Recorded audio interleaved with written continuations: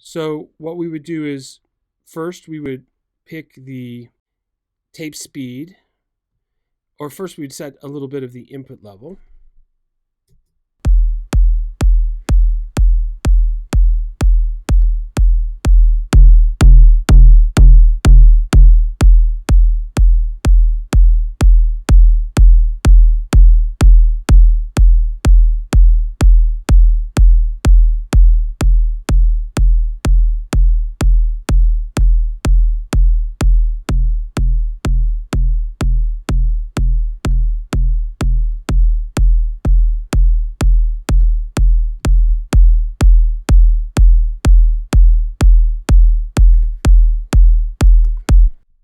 I think 30 is hard to beat on this machine.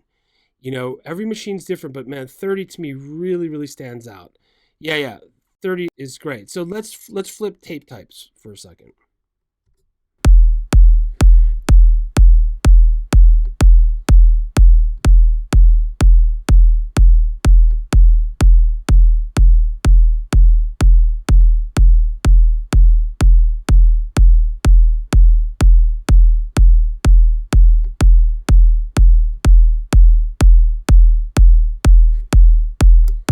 You can check this later on your own time. For me, it's sort of like between the 900 and the 456, something like that. So now, turn noise off. Should have done that. And check this out. Auto calibration is on. You see this? Here's off, here's on. So we just made our choices with that on. Now watch if you can, and also everyone know you can zoom in GoTo Training. There's up in the view window, there's a zoom. So if you can't see stuff, you can zoom. It changed my life when I learned how to zoom in these webinars. And what I'm listening for when I'm selecting the tape is power, brightness, power, mostly, and clarity, or personality. It's very, very subjective.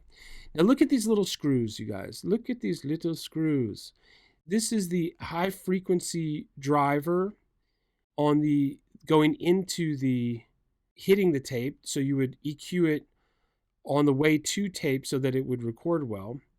Here is the sync head, and see there's the sync button, which is another head that is, part of the recording series.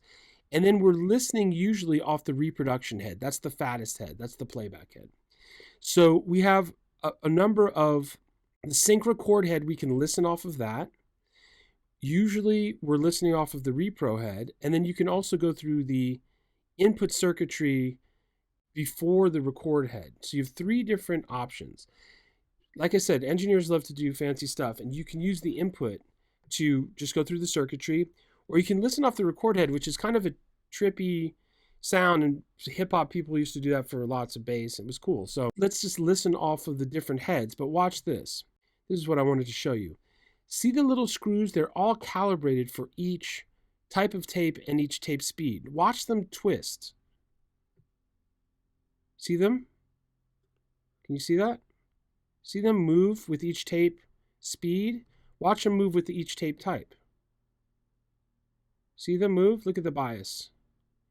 Right? So when you're making your critical decisions, make sure auto calibration's on, because if it's off, you're listening to an uncalibrated versions of those tape speeds and those tape types.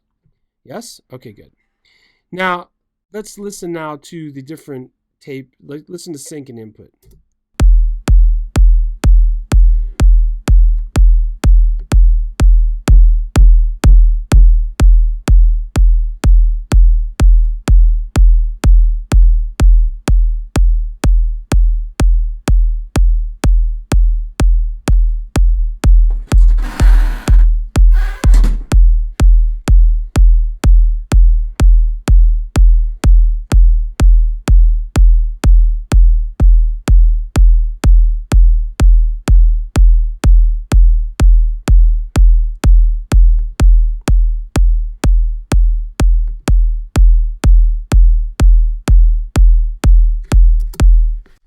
Okay,